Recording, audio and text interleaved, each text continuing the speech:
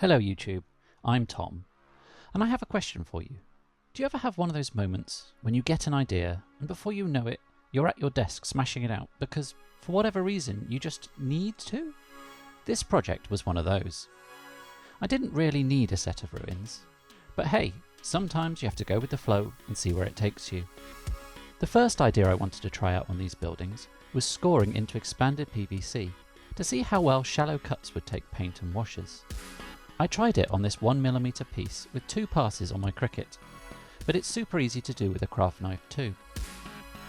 As an aside, it's been requested and I'm working on a whole how to Cricut video where I'll show some cool tricks and tips, so keep an eye out for that soon. The second idea was how much detail, different textures and materials can I get out of just carving into underfloor XPS installation sheets as one piece, instead of different chunks of materials cut separately then glued back together. I'm really into optimization in builds, partly from being a busy, time-poor dad, but also I think it's probably in my nature to just think that way. So if I feel like there's a way to squeeze more out of less, that's my go-to. I started out using the scoring on the base, as well as measuring, to mark out the major wall shapes. This process took a while, as I didn't have a huge amount of XPS left, and wanted as little waste as possible.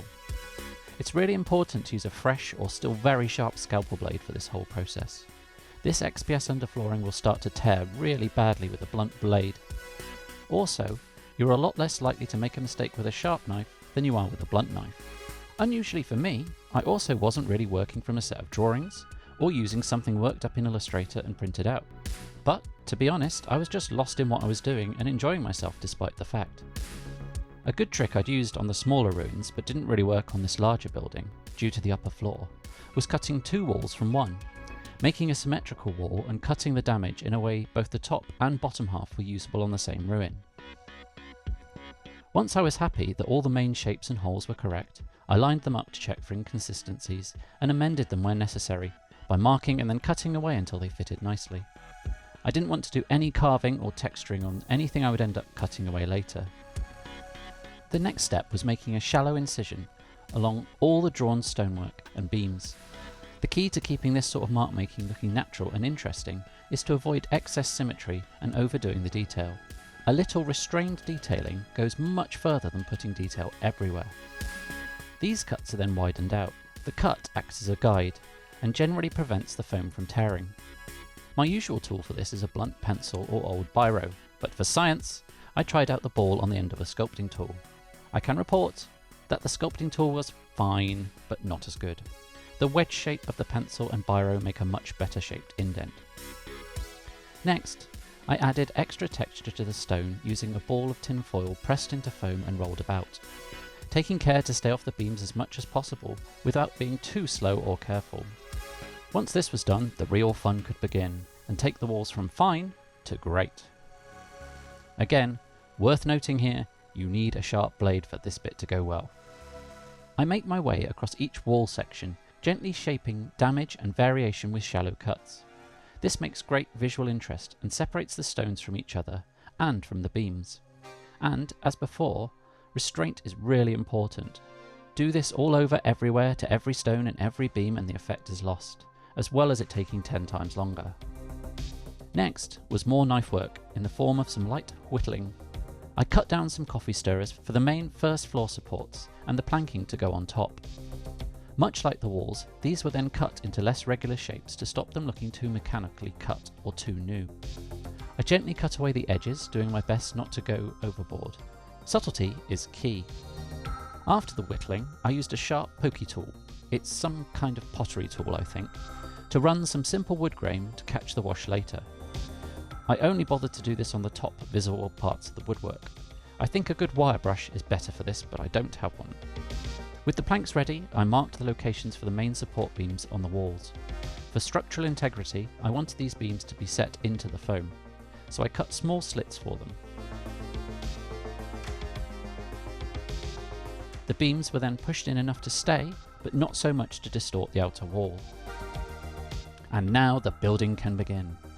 I start with the wall sections, adding wood glue along the joins before pushing them together, being careful to keep good alignment and checking from different angles.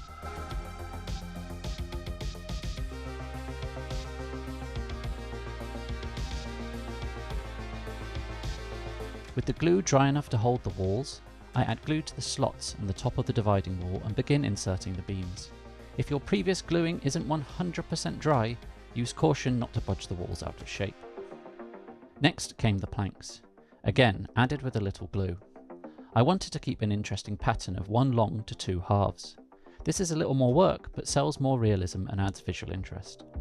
Some of the planks were also damaged along the end using heavy-duty snips.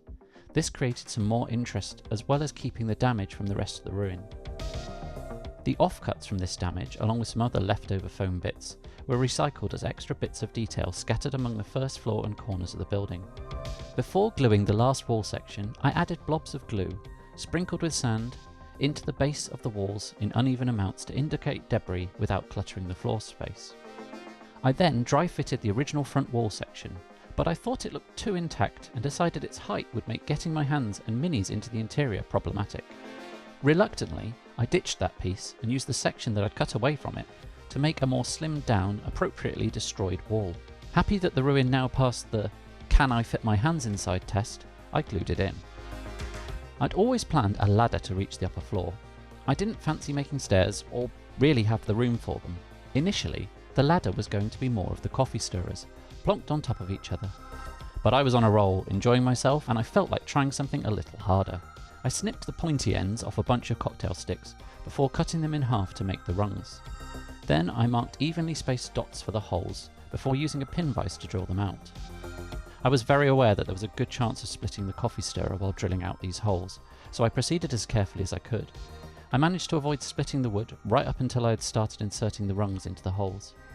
They were a little tighter fit than I wanted, but I only had a much bigger drill bit, so decided to risk it. In the end, I had one small split that a little thin superglue sorted without too much drama. The ladder ended up with a very slight taper, but nothing serious, and I was really pleased with it. Next, I slapped 2 generous coats of white gesso all over.